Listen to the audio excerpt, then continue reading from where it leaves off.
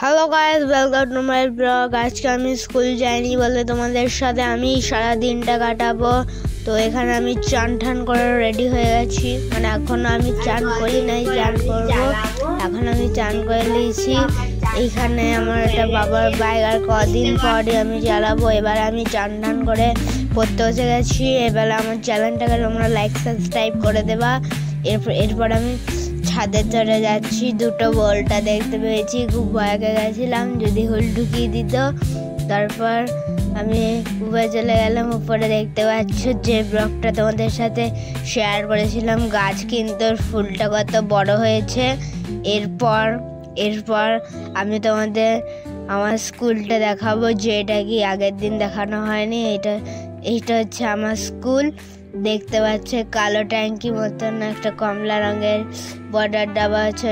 ওইটা হচ্ছে আমার হাই স্কুল। আমি এখন হাই স্কুলে উঠি নাই, যেহেতু আমি এখন 3-তে পড়ি বলে। এটা হলো লঙ্কা, আরও অনেক গাছ আছে। এরপর আমি তোমাদেরকে এই গোল লঙ্কাগুলা দেখাচ্ছি।